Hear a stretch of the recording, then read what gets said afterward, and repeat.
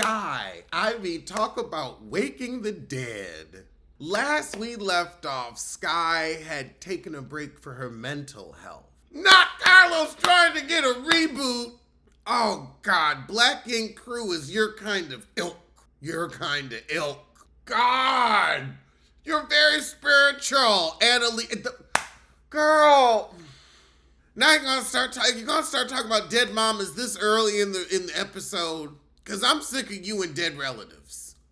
Carlos asked her, "So what was your childhood like?" And she said, "Well, you know, my mother was an '80s baby, so I had it good sometimes, and sometimes she was outside." Very, very got the point across very elegantly. She's high. The heifer is high.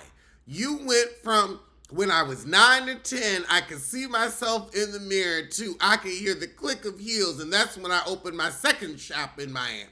That's Sky, and she's still high. So now we're talking about manifesting, which is the spiritual girl. Let's get to the story. So she used to hang out at Black Ink Crew authentically and knew Teddy and Caesar authentically. I think we all knew this. And production loved her because she showed up for their pilot. She beat up everybody in the back of the shop afterward, but it was calm, so production knew they were dealing with somebody on the level. They said she wasn't a liability. Now, the production was notoriously cheap. They didn't really pay Sky her first season, and she had to move to Atlanta, and then they offered her a contract. But I knew one of the producers from Black Ink Crew. That's how I would get some exclusive tea. I knew one of the producers. They filmed it in my neighborhood. I lived over there. They exploited them people. Do you feel like these girls aren't hungry like you were hungry? No, because I'll also say reality TV wants you to have a bit of a following before you even show up. So we're not going to see the hungry. She said she knew she had made it when Rihanna was watching her. I wonder if any famous people watch me. We go through Sky's adoption story again. She tried to raise him herself, but prison. Prison was a calling. And her mother had gotten bipolar from crack use at the time, so she went on and left the kids with a Christian family. So you reconnected with them on the show after they'd done an interview with this bitch Duchess. I love she is still so mad at Duchess. Are you gonna have Duchess on too? This bitch Duchess. This bitch Duchess. Oh my God. Sky stayed mad at you forever. This bitch Duchess. So she never looked at production as her friend, so she never felt betrayed. But Duchess, I forgave that woman, but if I saw her at a funeral, I wanted to beat her ass. So she said, well, I'll always be more loyal to Caesar than to Duchess because I owe my fame to him. Ha! Was Duchess jealous that you were the breakout star? You gotta ask her that. She's also like, I used to do foul shit behind the scenes too, so I can't play victim. So she quit the show after she got into a fight with her son on camera. That's smart. Lord, he gives Sky a mini lecture on if you want people to forgive you, you have to forgive yourself. I need to forgive yourself for granted. So Sky said after all the dog stuff came out with Caesar, she said, you ain't watching your dog news for a while, but we had a laugh about it and he took responsibility.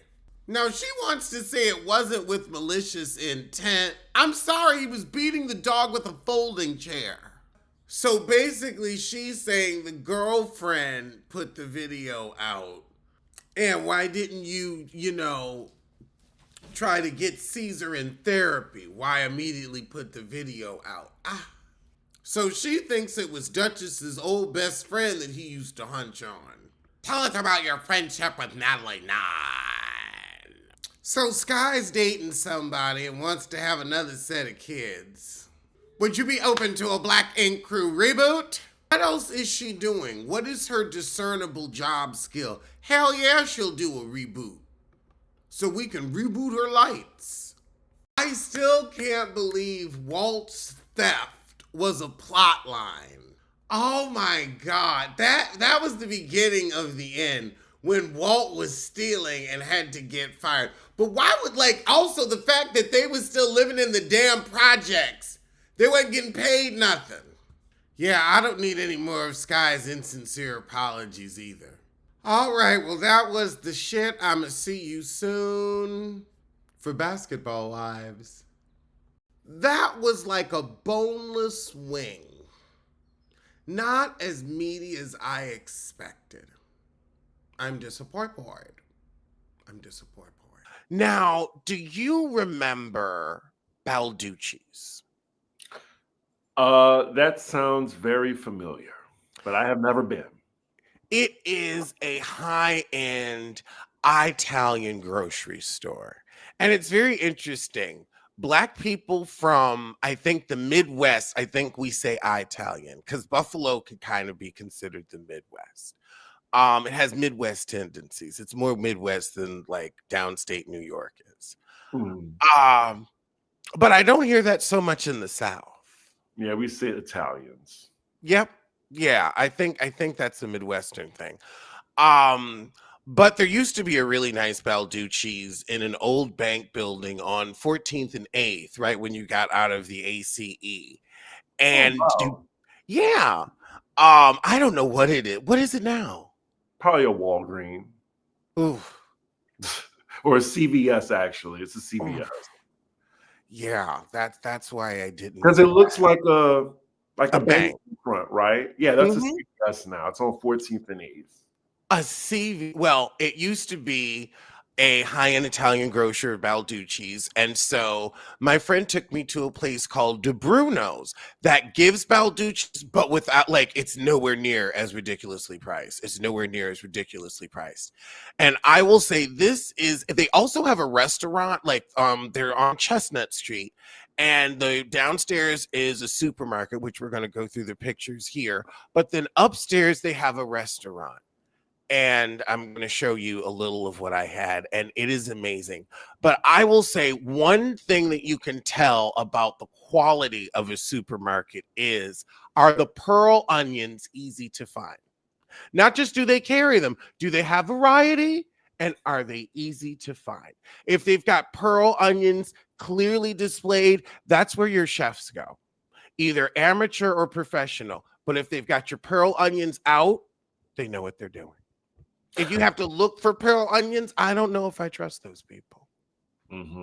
It could be an everyday grocery store where you got to look for pearl onions, but when you're doing specialty, this is what I expect.